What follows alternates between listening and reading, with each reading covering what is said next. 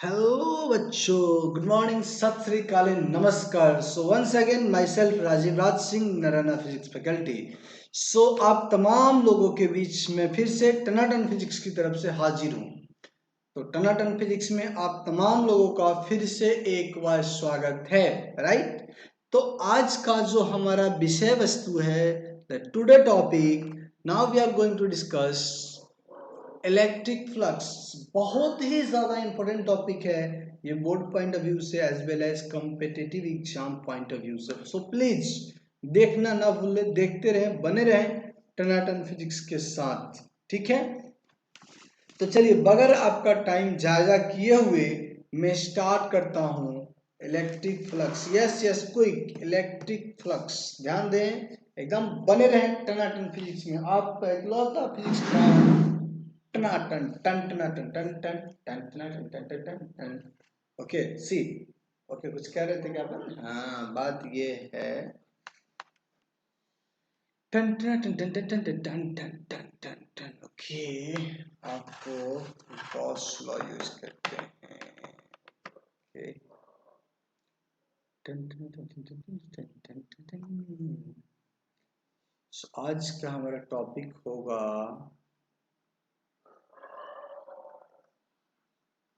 Electric flux, ठीक है। अब समझिए, इलेक्ट्रिक फ्लक्स को समझने से पहले सबसे प्यारा राम लाल राम दुलारा, आपको एरिया वेक्टर समझना होगा। क्या समझना होगा? एरिया वेक्टर, एरिया वेक्टर समझना होगा सबसे पहले कि व्हाट इज एरिया वेक्टर, ठीक है।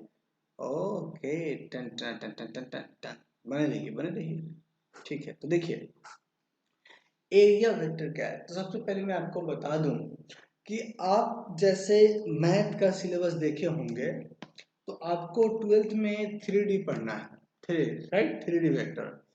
तो आज से पहले मैथ में या जहां तक आप एरिया लेते थे तो एरिया को आप स्केलर क्वांटिटी मानते थे, सिर्फ और सिर्फ उसका मैग्नीट्यूड आप लेते थे। लेकिन एरिया और एंगल दोनों के दोनों वेक्टर क्वांटिटी भी हो सकता है और एंगल एरिया भी हो सकता है, सॉरी स्केलर क्वांटिटी भी हो सकता है। ध्यान रखें, एरिया और एंगल जो होता है, एरिया एंड एंगल जो होता है, ये दोनों क्वांटिटी हो सकता है। दोनों इन द सेंस स्केलर भी हो सकता है और स्केलर भी हो सकता है, और क्या हो सकता है बताओ बताओ?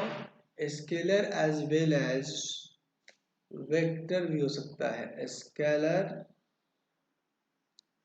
और वेक्टर। एरिया, अभी फिर से मैं रिपीट कर रहा हूं, एरिया और एंगल को आप कुछ भी मान सकते हो, वेक्टर भी मान सकते हो, स्केलर भी मान सकते हो। सर ऐसे कैसे हम कुछ भी मान सकते हैं? हाँ, कुछ भी मान सकते हो, ये डिपेंड करता है कि आपकी सिचुएशन में वर्क कर रहे। जहां पे आपको एरिया को वेक्टर मानना है, आप इजिली, और आप ये कह लें आपको राइट है कि आप उसको वेक्टर मानिए।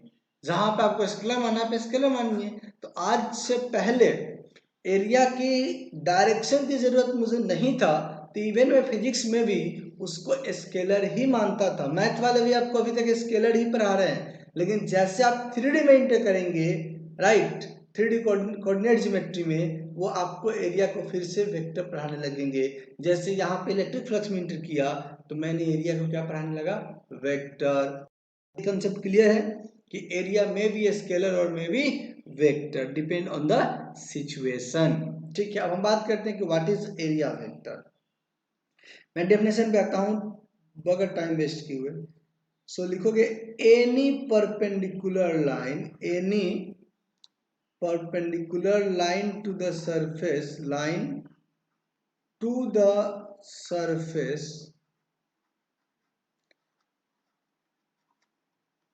is called, any perpendicular line to the surface is called area vector. तो समझिए एरिया वेक्टर हमेशा हमको मालूम है कि 2D के लिए डिफाइंड होगा। 2D मतलब 2 डायमेंशनल के लिए, तो यानी कि वहां कोई ना कोई प्लेन होगा, कोई ना कोई सरफेस होगा।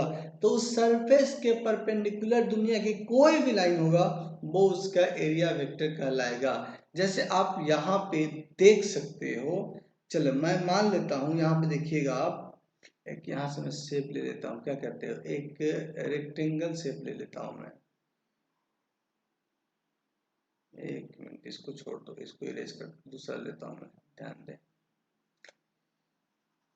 तेरे आने की खुशी में मेरा दम निकल न जाए, जैसे ये मैं लेता हूँ आज, ठीक है, ये ले लिया। तो इसके परपेंडिकुलर जैसे कोई लाइन होगा, इस तरीके से ध्यान दीजिएगा, ये एक परपेंडिकुलर लाइन है, इस सरफेस के परपेंडिकुलर एक लाइन है ये, ठीक है। तो ये लाइन इसका एरिया वेक्टर कहलाएगा ए। दूसरा कोई लाइन होगा, मान लो कि इधर भी एक लाइन है जो सरफेस के परपेंडिकुलर है, हाँ, तो ये भी इसका एरिया वेक्टर कहलाएगा। दोनों में से कोई भी इसका एरिया वेक्टर हो सकता है। सर और भी बहुत सारे परपेंडिकुलर लाइन होंगे, यस, जितने सारे परपेंडिकुलर लाइंस होंगे सभी के सभी एरिया वेक्टर कहलाएगा। समझ रहे हैं, सभी के सभी एरिया वेक्टर कहलाएगा। चले आगे, ठीक है। अब थोड़ा सा बने रहिए टन टन टन टन फिजिक्स में और देखते जाइए आज का दुखद समाचार। हो हो। ठीक है, अब सोचिएगा थोड़ा सा, अगर मैं किसी स्क्वायर को स्क्वायर, ठीक है, is kept in x y plane, kept in x y plane, अगर किसी स्क्वायर को एक्स वाई प्लेन में रखते हैं, square is kept in x y plane, then what will be, then what will be direction of its area vector, direction of its area vector, ठीक है, it's area vector, इसके area vector का क्या direction होगा। तो देखो, जब आपने किसी स्क्वायर को एक्स वाई प्लेन में डाला है, तो मान लो कि ये इस तरीके से, सपोज दैट मैं ऐसा मान के सकता हूं, ये इस तरीके से है, तो इसका एरिया वेक्टर जो परपेंडिकुलर होगा, अगर ये x में है, ये x है और ये y है, तो इसका एरिया वेक्टर 110% z में होगा, प्लस z में होगा और माइनस z में होगा। तो इसका एरिया वेक्टर का जो डायरेक्शन होगा वो k कैप और माइनस k कैप होगा। इसके एरिया वेक्टर का जो डायरेक्शन होगा क्या होगा, k कैप और माइनस k कैप होगा। यहां तक क्लियर है सर? यस, दोनों इसका डायरेक्शन होगा, लेकिन कब कौन सा लेना है वो बाद में मैं डिस्कस करूंगा। यहां तक कंफर्म है? चले आगे, ठीक है। तो ये हमने एरिया वेक्टर पढ़ा। अब क्वेश्चन है कि एरिया वेक्टर को कैसे फाइंड करना है। तो यहां देखिए, area vector is equal to, अच्छा ये नहीं चल पाएगा, ठीक है, यहां देखिए, area vector is equal to magnitude of area into n cap, into n cap. अब क्वेश्चन है कि sir what is the n cap, तो वेट करो मैं बता रहा हूं। N cap is a perpendicular unit vector, perpendicular unit vector. तो यहां तक आपको अगर समझ में आ गया तो आप इजाजत दो, ताकि मैं आगे आपसे रूबरू होके आगे की पॉइंट्स डिस्कस करूं। Correct, okay. अब जैसे एक छोटा सा क्वेश्चन में लेता हूं, फिर मैं आपको समझाऊंगा, ठीक है। जैसे एक छोटा सा क्वेश्चन है, ये क्वेश्चन काफी लॉलीपॉप एग्जांपल आंसर दे सकते हो कि a square of side 10 centimeter, a square of side 10 centimeter is kept in YZ plane, is kept in YZ plane, then find its area vector, then find its area vector, इसकी area vector आप find, then find its area vector। तो simple सा तरीका, अभी मैंने आपको इसका solution बताया कैसे करना है। पहले स्क्वायर का एरिया फाइंड कर लो। मान लो ये एक स्क्वायर है, ऐसा है, दिख तो नहीं रहा बट मान लो कि ये एक स्क्वायर है, तो अगर ये एक स्क्वायर होगा तो इसका एरिया क्या होगा, तो इसका एरिया इक्वल टू होता है साइड का स्क्वायर, तो यानी कि 10 इंटू 10⁻⁻² का होल स्क्वायर, तो ये हो जाएगा 10⁻⁻²। So area vector equal to क्या हो गया, magnitude of area 10⁻⁻² into n cap. तो ये वाईजेड प्लेन में है, तो इसका एन कैप या तो आई कैप होगा या माइनस आई कैप होगा, तो ये हो गया आई कैप और 10⁻⁻² माइनस आई कैप। यहाँ तक कोई दिक्कत, तो ये हम एरिया वेक्टर निकालना सीख चुके हैं। जल्दी बताओ जल्दी, कोई दिक्कत तो नहीं है? ठीक है, तो मैं थोड़ा और आगे बढ़ता हूँ, कुछ और टाइप्स के क्वेश्चंस भी आ सकते हैं, वो मैं आपको समझा रहा हूँ। ठीक है, बने रहिए मेरे साथ टनाटन फिजिक्स में। जैसे अब छोटा सा एग्जांपल देता हूँ मैं, छोटा सा एग्जांपल क्या है, नोट करके लिखोगे, काफी इंपॉर्टेंट है। आईआईटी एडवांस ने एक बार क्वेश्चन पूछा है, उस क्वेश्चन को मैं दिखाऊंगा कितना लॉलीपॉप क्वेश्चन है। देखिएगा, मान लिया जाए, मान लिया जाए, हो मान लिया जाए, ये आपके पास एक एरिया है, ठीक है, बट ये साइड जो है ए वेक्टर है और ये साइड जो है बी वेक्टर, क्या है, बी वेक्टर। तो हमें पता है कि एरिया वेक्टर जो होगा इसका क्या होगा, परपेंडिकुलर होगा। तो आपको दो तरह के प्रोडक्ट पढ़ाए गए थे, डॉट प्रोडक्ट एंड बोलो बोलो, क्रॉस प्रोडक्ट।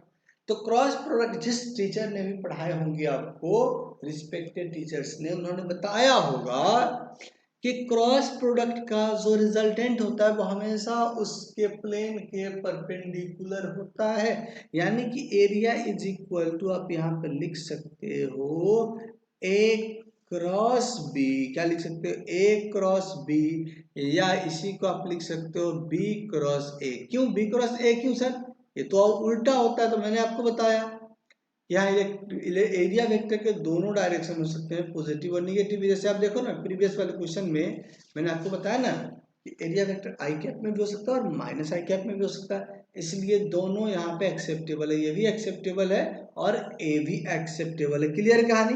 ठीक है, अब छोटा सा एग्जाम्पल लेता हूं मैं, जो आईआईटी एडवांस ने कर पूछ रखा है।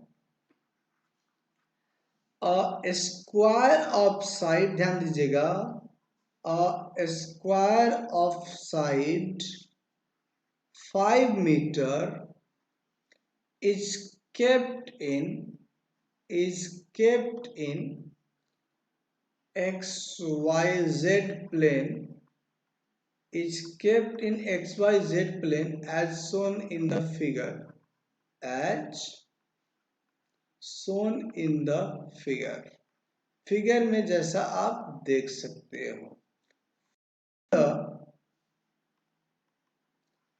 फाइंड इट्स एरिया वेक्टर, आपसे पूछा है कि फाइंड इट्स एरिया वेक्टर, ठीक है। तो एरिया वेक्टर आपसे फाइंड करना, बड़ा आसान क्वेश्चन है, देख लेते हैं। जैसे मान लिया जाए कि ये वाई एक्सिस है और ये आपका एक्स एक्सिस है और ये हमारा सपोज दैट जेड एक्सिस। दिखाई दे रहा है, नहीं दे रहा, चलिए मैं दिखा देता हूँ आपको, आपको दिखेगा, इतना कर दूंगा कि नगद आंखों से दिखेगा, ठीक है।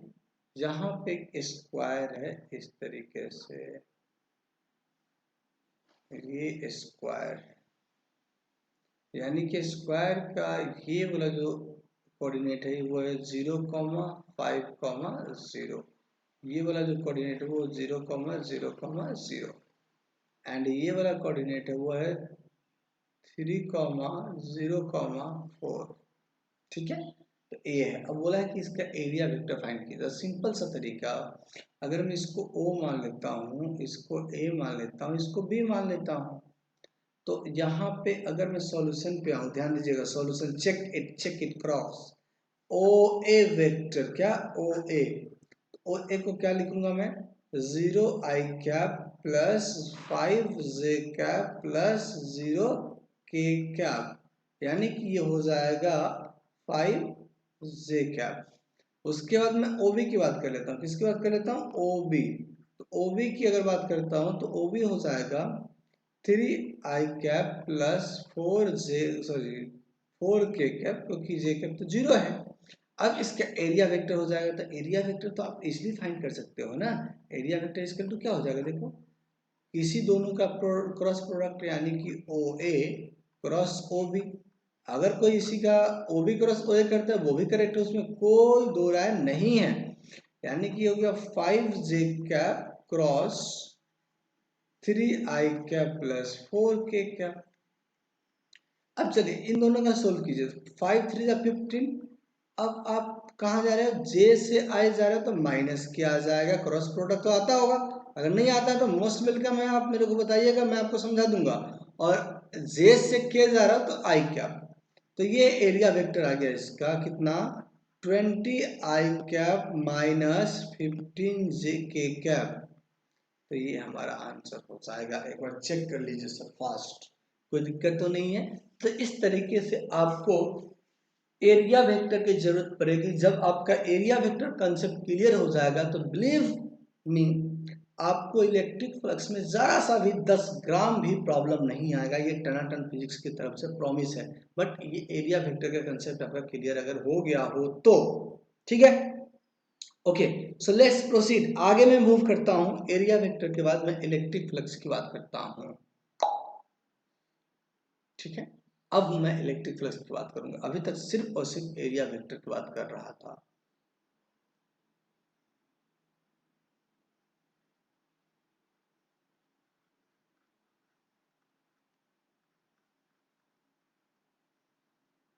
अच्छा, उससे पहले मैं थोड़ा सा और चीजें बता देता हूँ।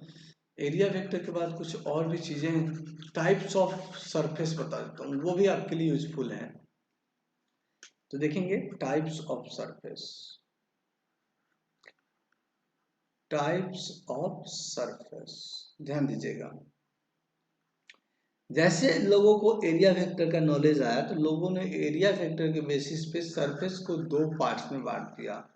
एक को बोलते हैं ओपन सरफेस, ध्यान दीजिएगा, one is called open surface and another is called close surface. ये सब के सब हमें यूज होने वाले हैं। One is called open surface and another is called close surface. ठीक है, अब चलिए कि ओपन सरफेस क्या है उसकी बात कर लेते हैं अपन।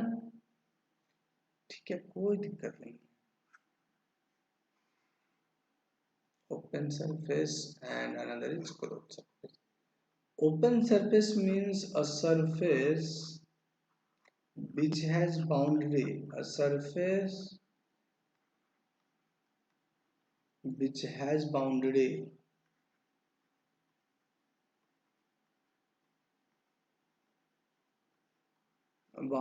और एज। ठीक है, close surface, edgeless surface, edgeless और एंडलेस सरफेस।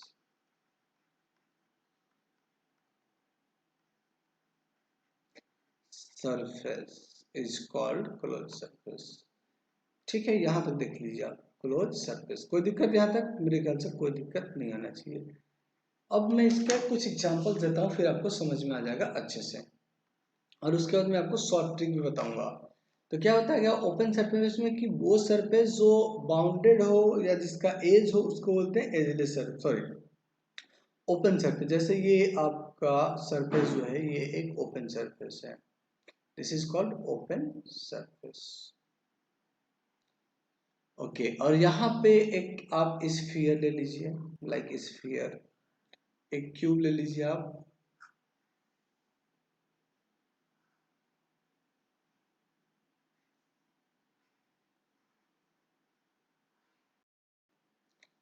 यहाँ पे आप एक क्यूब ले लीजिए, तो ये हो गया आपका क्लोज सरफेस। ठीक है, तो वही मैं बता रहा हूँ कि ओपन सरफेस का शॉर्ट ट्रिक जैसे मैं याद रखता हूँ कि दोनों तरफ से टच किया जा सके। ठीक है, अगर आप चाहोगे तो इधर से भी टच कर सकते हो, ऊपर से भी, और उसी को आप चाहो तो नीचे से भी टच कर सकते हो। क्लियर कहानी, नीचे से भी टच कर सकते हो। लेकिन यहाँ पे स्फीयर है मान लो, तो स्फीयर के या तो आप बाहर से टच कर पाओगे या अंदर से। उसी तरह अगर ये क्यूब है तो इस क्यूब को भी सिर्फ और सिर्फ या तो आप बाहर से टच कर पाओगे या अंदर से। तो ऐसे सरफेस को बोलते हैं क्लोज सरफेस। इस चीज को आप याद रखेंगे, ठीक है। अब समझिए इसका एरिया वेक्टर कितने होंगे, 2 होगा। तो कोई भी ले सकते हो। इसका यहाँ पे अगर देखो मैं डायरेक्शन बनाऊं तो there should be 2 direction of area vector. एक ये भी हो सकता है एरिया वेक्टर और एक ये भी हो सकता है एरिया वेक्टर। तो यहाँ पे ये रेस्ट्रिक्शंस नहीं है, आप दोनों में से कोई भी ले सकते हो। Any one direction can be taken as area vector. किसी भी डायरेक्शन को आप एरिया वेक्टर ले सकते हो। यहां पे आ जाइए, ये स्फीयर है तो यहाँ पे सिर्फ और सिर्फ आप आउटवर्ड को ही एरिया वेक्टर ले सकते हो। यानी कि ये इसका एरिया वेक्टर हो सकता है, ये इसका एरिया वेक्टर हो सकता है, ये इसका एरिया वेक्टर हो सकता है, आउटवर्ड को ही। जैसे इसका एरिया वेक्टर ये होगा, इसका एरिया वेक्टर ये होगा, इसका एरिया वेक्टर ये होगा, इसका एरिया वेक्टर ये होगा, फिर इसका एरिया वेक्टर फाइंड करोगे ये होगा, फिर उसी तरह उसका एरिया वेक्टर। यानी कि क्लोज सरफेस में only outward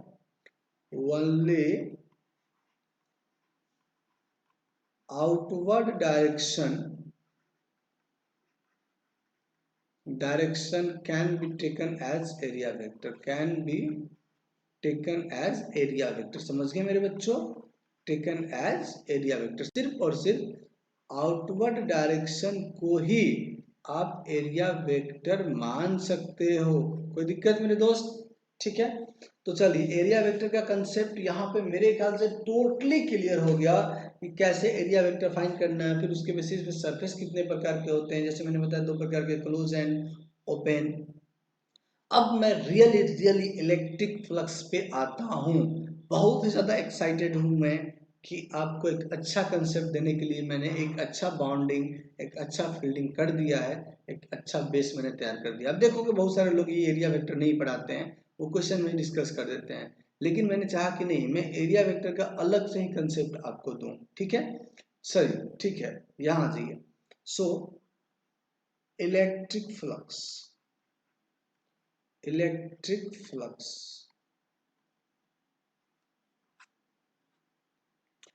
so it is defined as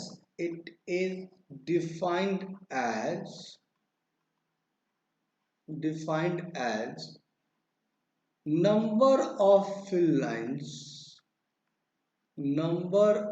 electric field lines का कंसेप्ट मैं आपको दे चुका हूं। Number of electric field lines passing through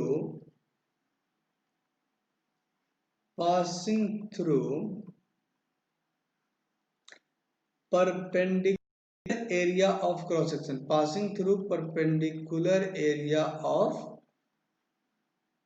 cross section, ठीक है। It is defined as number of field line, electric field line passing through perpendicular area of cross section, ठीक है। अब यहाँ पे जो बात आपको ध्यान देना है वो ये है कि मैंने बड़े साफ शब्दों में लिखा है passing through perpendicular area of cross section. यानी कि ये क्या है, ये बताता है कि किसी एरिया से कितना नंबर ऑफ लाइन पास कर रहा है। मान लो किसी एरिया से 10 पास कर रहा है तो उसका फ्लक्स कितना हो जाएगा, 10 हो जाएगा। जैसे आप देखें ना, यहाँ पे सपोज दैट ये इलेक्ट्रिक फील्ड ऑफ लाइंस है और यहाँ पे हमने एक एरिया को इस तरीके से रख दिया है, इस तरीके से। तो क्या ये फील्ड लाइंस उसको पेनिट्रेट करके जाएगा? हाँ, उसको पूरा का पूरा फील्ड लाइंस उसको पेनिट्रेट करके जाएगा, इंटरप्रेट करके जाएगा। इसलिए इसका फील्ड लाइन फ्लक्स जो होगा नॉट इक्वल टू 0 होगा। फ्लक्स जो होगा नॉट इक्वल टू 0, फ्लक्स को लिखते हैं phi E not equal to 0। अगर इसी जगह ये इलेक्ट्रिक फील्ड ऑफ लाइन से ध्यान दीजिएगा, ये भी इलेक्ट्रिक फील्ड ऑफ लाइन है, ये भी इलेक्ट्रिक फील्ड ऑफ लाइन है और ये भी, इसी जगह हमने एक ऐसा एरिया ले लिया जो खुद इलेक्ट्रिक फील्ड ऑफ लाइंस के पैरेलल है। जो खुद इलेक्ट्रिक फील्ड ऑफ लाइंस के पैरेलल है। ये परपेंडिकुलर नहीं है, इस चीज को याद रखें। ये जो सरफेस है यहाँ पे ये वाला एरिया परपेंडिकुलर है और ये पैरेलल है, तो यहाँ पे जो इलेक्ट्रिक फ्लक्स होगा वो जीरो हो जाएगा, क्योंकि आपको साफ शब्दों में लिखा है कि the area should be perpendicular, right, perpendicular area of cross section. इस चीज को आप अपने माइंड में सेट कर लें। मैं बार बार जोर देके इस बात को क्लियर कर रहा हूँ। क्लियर है कहानी? तो परपेंडिकुलर एरिया से जितना नंबर ऑफ लाइंस पास करता है उसी को हम बोलते हैं इलेक्ट्रिक फ्लक्स। जैसा आपने इस डायग्राम में देखा कि यहाँ flux not equal to zero है, जबकि यहाँ फ्लक्स जीरो है। ठीक है, अब क्वेश्चन आता है कि सर अभी तो आपने एक परपेंडिकुलर लिया, एक पैरेलल लिया, हो सकता है कि कुछ ऐसा भी तो हो सकता है, जैसे मैं आपको आगे दिखाता हूं।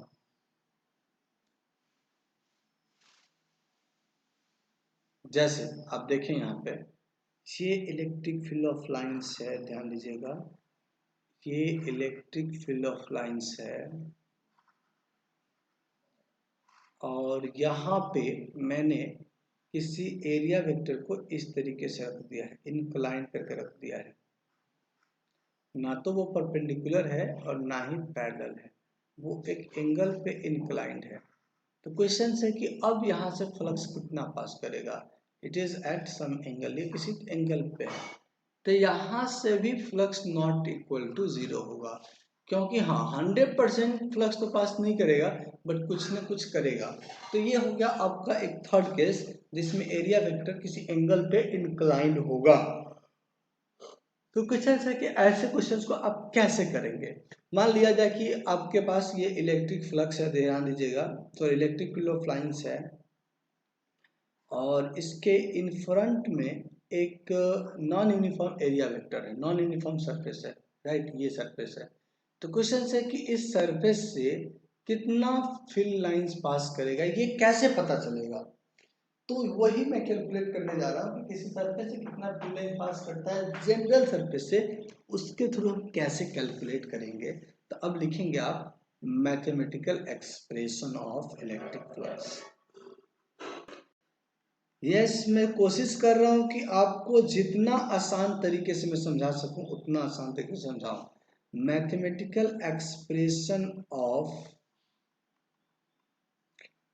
इलेक्ट्रिक फ्लक्स, देखिएगा, mathematical expression of electric flux. ठीक है, समझिएगा चीजों को मेरे दोस्त, मेरे बच्चों, मेरे भाई, मेरे जूनियर, मेरे सीनियर, सबको आमंत्रित करो और समझो ढंग से। जैसे मान लिया जाए कि यहाँ पे ये फील्ड लाइंस है और इस फील्ड लाइंस में ये एक एरिया वेक्टर है, ये एक सरफेस है, कुछ इस तरीके से है, हम नहीं मालूम कि कैसा है। तो ये नॉन यूनिफॉर्म है, तो नॉन यूनिफॉर्म है तो हम करेंगे क्या, एक छोटा सा एरिया वेक्टर सेलेक्ट करेंगे। मान लो एक छोटा सा एरिया वेक्टर मैंने ये सेलेक्ट कर लिया, छोटा सा पोर्शन सेलेक्ट कर लिया, तो इसका एरिया वेक्टर इसके तो परपेंडिकुलर है, ये तो मालूम है कि इसका एरिया वेक्टर इसके परपेंडिकुलर होगा, यानी कि इस डायरेक्शन में हो जाएगा, छोटा सा एरिया हो जाएगा ds।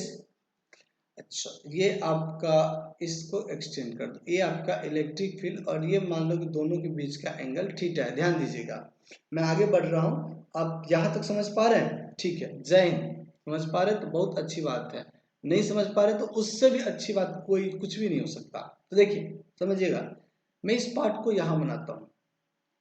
क्या ये इलेक्ट्रिक फील्ड ऑफ लाइंस की डायरेक्शन है? यस, ये इलेक्ट्रिक फील्ड ऑफ लाइंस की डायरेक्शन है, करेक्ट।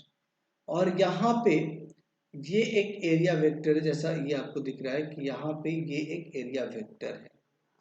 अब ये एरिया वेक्टर इस डायरेक्शन में है, आपने अभी देखा इस डायरेक्शन में ds, ठीक है। अगर मैं इस ds का कंपोनेंट ब्रेक करता हूं तो इधर हो जाएगा ds cos थीटा और इधर हो जाएगा ds sin थीटा, ये हो जाएगा आपका ds sin थीटा, यानी कि इस एरिया को मैंने दो पार्ट में ब्रेक कर दिया, एक ds cos थीटा हो गया, एक ds sin थीटा हो गया। आप देखें, अब थोड़ा सा और मैं आपको यहाँ पे कुछ और चीजें भी दिखाऊंगा, ढंग से बने रहिए मेरे साथ, टनाटन फिजिक्स में। मेरी कोशिश है कि जितना आपको आसान तरीके में समझा सकूं उतना कोशिश कर रहा हूं। ठीक है, देखते जाइए। अब ये जो एरिया वेक्टर है इसका सरफेस कैसा होगा, इसके परपेंडिकुलर होगा, यानी कि इसका सरफेस ऐसा हो जाएगा, क्योंकि हमने पढ़ा है, और हमने पढ़ा क्या, मैंने पढ़ाया आपको कि एरिया वेक्टर सरफेस के परपेंडिकुलर है। तो अगर ये एरिया वेक्टर x में है, इट मींस इसका सरफेस y z में होगा। और एक एरिया वेक्टर और भी है जो कि आपने देखा ds sin थीटा, कितना है वो, यहां देखें, वो है ds sin थीटा। तो ds sin थीटा किस में है, y एक्सिस में है, इसलिए उसका जो सरफेस होगा वो बेटा xz में होगा, जबकि ये yz में है। तो ये इसका सरफेस हो जाएगा। क्लियर कहानी, ये इसका सरफेस हो जाएगा। चलिए अब थोड़ा और आगे बढ़ते हैं। अब ये आपका इलेक्ट्रिक फील्ड है, तो आप अगर इसको मैच कराओ तो ये वाला और ये वाला सरफेस आपस में पैरेलल है, यानी कि यहां से आपको कोई फ्लक्स नहीं मिलेगा, जो भी फ्लक्स मिलेगा सिर्फ यहां से मिलेगा। तो वही मैं लिखता हूं कि flux through phi a by ds sin theta is 0। ds sin theta के थ्रू फ्लक्स जो मिलेगा वो 0 मिलेगा। तो हमें फ्लक्स किससे मिलेगा, तो हमें फ्लक्स सिर्फ और सिर्फ ds cos थीटा से मिलेगा। तो यहां से मिलेगा नॉट इक्वल टू 0, यहां से क्या मिलेगा, नॉट इक्वल टू 0 मिलेगा। यहां तक क्लियर है मेरे दोस्त, एक बार बताइए मेरे बातों को, फिर मैं आगे बढ़ूं। कोई दिक्कत है यहां तक, मेरे ख्याल से कोई दिक्कत नहीं है। चलिए थोड़ा और आगे बढ़ते हैं।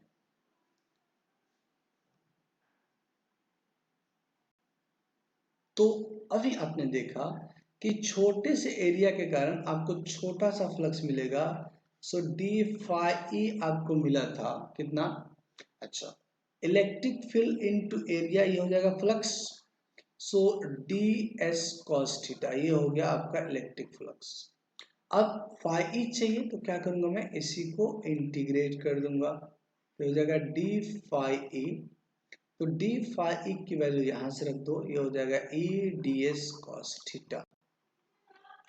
अब समझिए यहाँ पे आपको जो चीजें मैं समझा रहा हूँ वो समझने की कोशिश कीजिए। इलेक्ट्रिक फील्ड भी एरिया वेक्टर है and D S cos theta, यानी कि डी एस जो है ये, सॉरी, इलेक्ट्रिक फील्ड भी वेक्टर क्वांटिटी है, डी एस भी वेक्टर क्वांटिटी है। तो आपको बचपन में आपके सर ने पढ़ाया होगा कि ए डॉट बी को हम लिख सकते हैं mod of a mod of b cos theta. तो क्या इसको हम ये भी तो लिख सकते हैं, देखो, बिल्कुल। तो इसी तरह फाई ई का फॉर्मूला हो जाएगा, यहाँ देखेंगे आप, ये तो है ही E D S cos theta. इसी को मैं ये भी लिख सकता हूँ ई डॉट डी एस। अगर मान लो इलेक्ट्रिक फील्ड यूनिफॉर्म है तो ये बाहर हो जाएगा, तो ये हो जाएगा ई और डी एस का इंटीग्रेशन एस हो जाएगा। इसी को हम लिख सकते हैं ई एस कॉस थीटा। तो यानी कि यहाँ पे देखें, इलेक्ट्रिक फ्लक्स का जो आपके पास 3-4 इक्वेशन एक्सप्रेशन आ गया। पहला आ गया ई डी एस कॉस थीटा, ई डी एस कॉस थीटा, ठीक है, फर्स्ट। दूसरा आ गया ई डॉट डी एस, तीसरा आ गया E dot S, and the fourth one आ गया यहां से ई एस कॉस थीटा। तो ये आपको एक्सप्रेशन इलेक्ट्रिक फ्लक्स का याद रखना है, क्योंकि कोई भी एक्सप्रेशन हम कहीं भी यूज कर सकते हैं। जैसे मान लो कि मुझे इलेक्ट्रिक फील्ड भी वेरिएबल दिया है और एरिया वेक्टर भी वेरिएबल दिया, तब ये यूज करूंगा। ठीक है, मान लो दोनों कांस्टेंट, तब ये यूज कर लूंगा, और दोनों के बीच का एंगल दिया तब ये यूज कर लूंगा। तो लॉट ऑफ केसेस में लॉट ऑफ एक्सप्रेशंस बनेंगे, तो उसको उसकी रिक्वायरमेंट के अनुसार अपन यूज करेंगे। क्लियर कहानी। तो ये हो गया इलेक्ट्रिक फ्लक्स का एक मैथमेटिकल एक्सप्रेशन। चलिए, अगर मैं यहां से इलेक्ट्रिक फ्लक्स का डेफिनेशन बनाता हूं तो क्या लिखूंगा, it is also defined as dot product of electric field and area vector. So चलिए मैं नेक्स्ट डेफिनेशन पे बात करता हूं आपसे।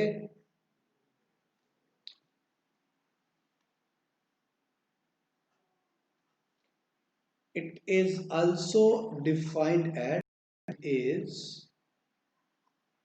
also defined as it is also defined as dot product of dot product of electric field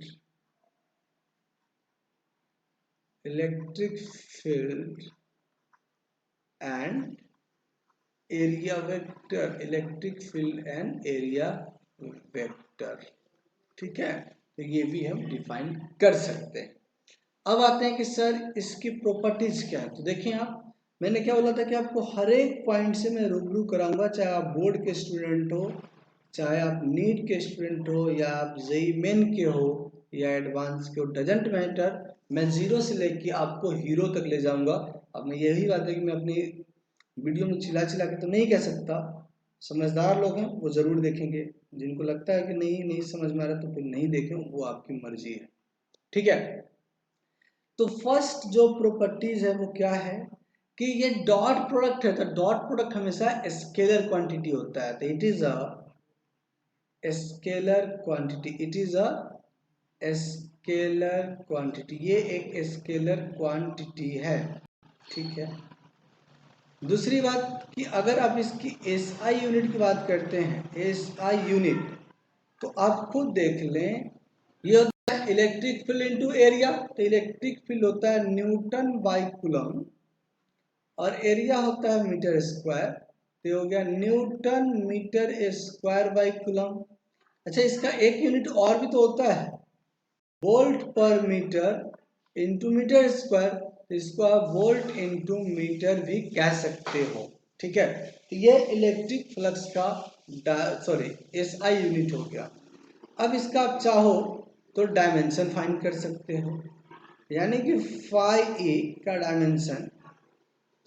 तो आप simple देख लो ना, ये न्यूटन मीटर स्क्वायर, तो न्यूटन को क्या लिखोगे, न्यूटन होता है mass into L m1 L1 T-2, और वहीं पे एल स्क्वायर डिवाइडेड ये coulomb A into T, A into T. तो यहां से ये हो जाएगा फाई, जो हो जाएगा इलेक्ट्रिक फ्लक्स जो होगा वो हो जाएगा m1 L3 A-1 and T-3। ये आपका इलेक्ट्रिक फ्लक्स हो गया, dimension of electric flux. Clear कहानी, क्लियर कहानी, कोई दिक्कत नहीं। चले आगे बढ़ते हैं, नेक्स्ट लाइन नेक्स्ट प्रॉपर्टी देखते हैं, ध्यान से देखते रहो, बने रहो। तो तीन तो हमने डिस्कस कर लिया, फोर्थ पे मैं बात करता हूँ, फोर्थ की मैं बात करता हूँ। Yes, physically it represents physically it represent ध्यान दीजिएगा, it represent number of field lines, number of electric field lines passing through, physically represent number of electric field lines passing through area of cross section. ये तो definition में भी लिखा है, फिर भी मैंने एक बार लिखा दिया आपको कि ये बताता है कि किसी एरिया से कितना फील्ड लाइंस पास कर रहा है। ठीक है सर, ठीक है, नेक्स्ट देखोगे। अभी आपने देखा कि इलेक्ट्रिक फ्लक्स का जो फॉर्मूला आया था वो क्या है, phi is equal to E S cos theta आया था। यानी कि इलेक्ट्रिक फ्लक्स जो है सिर्फ इलेक्ट्रिक फील्ड और एरिया वेक्टर या एरिया पे डिपेंड नहीं करता है, वो इस बात पे भी डिपेंड करता है कि दोनों के बीच का एंगल क्या है। जैसे मान लो थोड़ा सा एग्जांपल कि मैंने राजीव सर को एक इलेक्ट्रिक फील्ड दिया जो कि 10 न्यूटन पर कूलम है, और मैंने एक सरफेस एरिया दिया जो 10 मीटर स्क्वायर है। अब मुझे बताओ कि राजीव सर जो इलेक्ट्रिक फ्लक्स देंगे वो कितना देंगे। आप कहोगे सर 10 इंटू 10 100, जो कि गलत है। हो सकता है कि राजीव सर 0 भी प्रोड्यूस कर सकते हैं, हो सकता है कि वो 100 भी प्रोड्यूस कर सकते हैं, हो सकता है वो 50 भी प्रोड्यूस कर सकते हैं। कैसे, अगर वो परफेक्टली परपेंडिकुलर रखेंगे एरिया सरफेस को, तो 100 मिलेगा। अगर वो मान लो पैरेलल रखते हैं इलेक्ट्रिक फील्ड के तो 0 मिलेगा, किसी और एंगल पर रखते हैं तो कुछ और मिलता है। इसलिए मैं यहाँ लिख रहा हूँ, इसकी वैल्यू कुछ भी हो सकता है। तो यहाँ देखिए, इसलिए मैं लिख देता हूँ कि electric flux not only depend on area vector and electric field.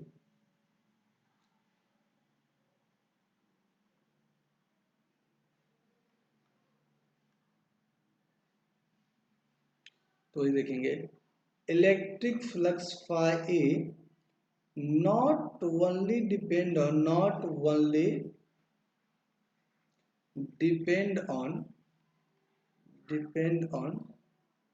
area vector, area और electric field,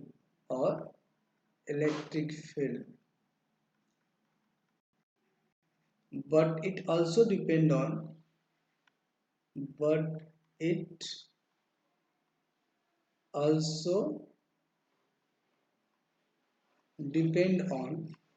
orientation between them,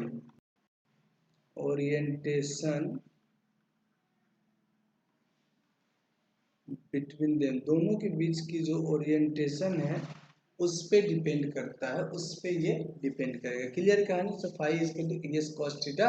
चले आगे। So not only depend on area vector. अब कैसे? तो इसको और मैं थोड़ा ढंग से एक्सप्लेन कर देता हूँ, आप बस देखते रहिए, बने रहिए। टनाटन फिजिक्स में आपका स्वागत है।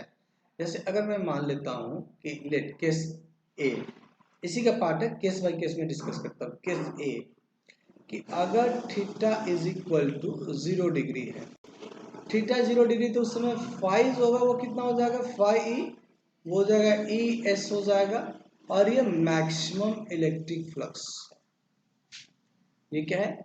मैक्सिमम इलेक्ट्रिक फ्लक्स है।